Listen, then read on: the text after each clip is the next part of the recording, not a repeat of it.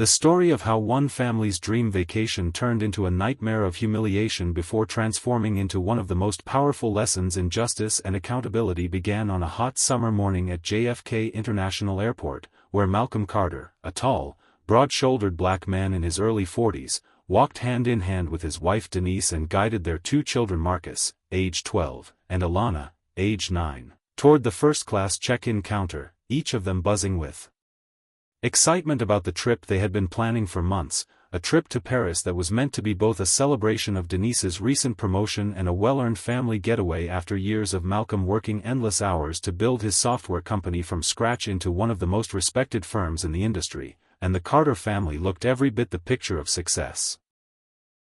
Malcolm in his neatly tailored travel blazer, Denise in her elegant summer dress with her hair tied up in a neat bun, Marcus proudly wearing his favorite sneakers, and Alana clutching a stuffed bunny she insisted on bringing along, the whole family dressed casually but polished because Malcolm had always taught his children that how you carry yourself matters, especially in spaces where some people might not expect to see a black family walking confidently with 4 first-class tickets in their hands. For Malcolm, this trip symbolized more than just leisure. It was about creating memories that his children would carry forever, proof that all his long nights coding in a cramped apartment, all the investors he had fought to win over, all the discrimination he had faced in boardrooms and conferences, had finally led to the kind of life where he could give his family not just security but joy.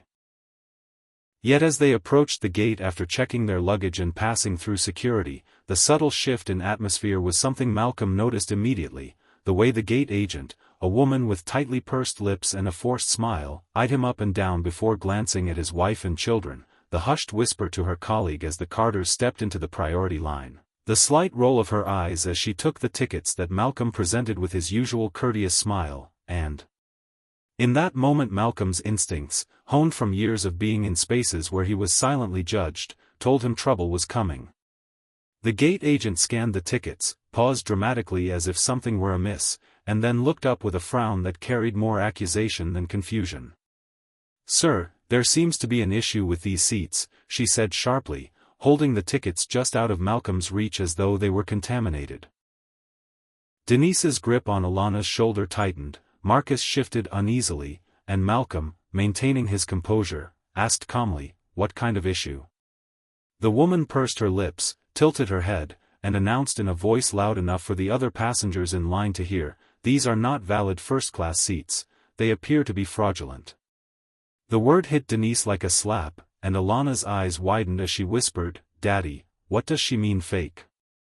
Malcolm, who had been through enough in life to recognize the coded contempt dripping from the woman's voice, kept his expression calm though his jaw clenched.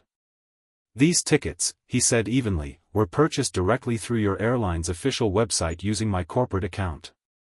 I received the confirmation email and boarding passes, and I am a platinum-level frequent flyer with over 2 million miles logged. There is nothing fraudulent about them."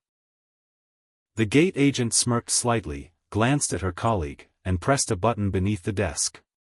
Within moments 2 flight attendants in crisp uniforms appeared, walking over with an air of authority, and passengers waiting nearby leaned forward, their phones half hidden but recording, sensing something dramatic about to unfold. The gate agent, enjoying the small crowd gathering, said, "This family has presented fake tickets for first class. They'll need to be removed from the boarding line." The attendants nodded as though this was routine, and one of them, a tall man with a condescending tone, said, "Sir, I'm going to have to ask you to step aside with your family. We can't allow you to board." Denise's face flushed with humiliation, Marcus looked at his father with tears welling in his eyes, and Alana clutched her bunny tighter, whispering, "But we're supposed to sit in the big seats." Malcolm raised a hand gently to reassure his children before turning back to the attendants. "I will step aside," he said with measured patience, "but not because you are correct. Because my children don't need to see me raise my voice in public.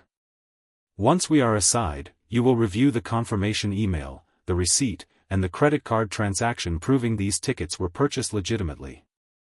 The attendants exchanged glances that said they had no intention of actually considering his evidence, but Malcolm's calm authority compelled them to move the family into a holding area near the boarding gate. Passengers craned their necks to watch as security guards arrived, and the whispers began. What did they do? Fake tickets? That's embarrassing, each murmur slicing at Denise's pride. In the holding area, Malcolm pulled out his phone, opened the airline app, and presented the digital boarding passes. Here, he said firmly, are the seats in first class assigned to us. Here is the confirmation email. Here is the credit card statement showing the charge. Here is the loyalty number that is tied to my corporate account with your airline. All of this is verifiable in your system within seconds if you simply check. The supervisor, a middle-aged man with thinning hair who arrived to handle the situation, barely glanced at the documents. Sir, he said dismissively, we've seen this kind of thing before. Scammers buy or fake tickets to try and sneak into first class. First-class passengers don't usually, he trailed off, his eyes flicking up and down Malcolm and his family in a way that made Denise's stomach turn. Well, let's just say we can tell when someone doesn't belong. That final phrase was like acid in the air, and Denise's composure cracked as she snapped, her voice shaking with rage, we don't belong? My husband has given this airline more business than you can probably imagine, and you're standing here humiliating us in front of our children without even doing your job and checking the system properly. The supervisor raised a hand condescendingly. Ma'am, please lower your voice. If you'd like to file a complaint, you can do so online.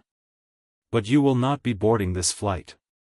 Tears spilled down Marcus's cheeks, and Alana began to cry quietly into her mother's dress, and Malcolm, though his heart raged inside him, kept his tone calm, almost eerily so, as he placed a steadying hand on Denise's arm and whispered, let it go. Not here. Not now. Then he turned to the supervisor and said, thank you for making your position clear. Without another word, he led his family away from the gate, past dozens of staring eyes and cameras held up to record the spectacle, and into the privacy of an empty corner of the terminal where he gathered his wife and children close. Listen to me, he told them softly. This is not the end of our trip. This is not the end of our dignity. Sometimes the most powerful thing you can do is let arrogance expose itself, because once it does, it cannot be hidden again. Denise wiped her tears, Marcus looked at his father with a mix of fear and admiration, and Alana, still clutching her bunny, whispered, are we still going to Paris, Daddy? Malcolm kissed her forehead and said, yes, sweetheart. We'll get there. And those people back there? They're about to learn a lesson they will never forget. Malcolm stepped aside, pulled out his phone, and dialed a number from memory. It rang once before a deep voice answered, Malcolm, my friend, what's going on?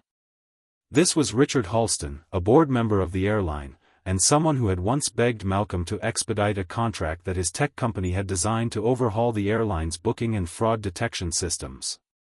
Malcolm explained the situation calmly, methodically, with the precision of someone who knew every word would matter when this story inevitably exploded. Richard was silent for a long moment before muttering, oh, they really don't know who they're dealing with. Within the hour, Richard had looped in the airline's CEO, who in turn demanded a full account of the incident.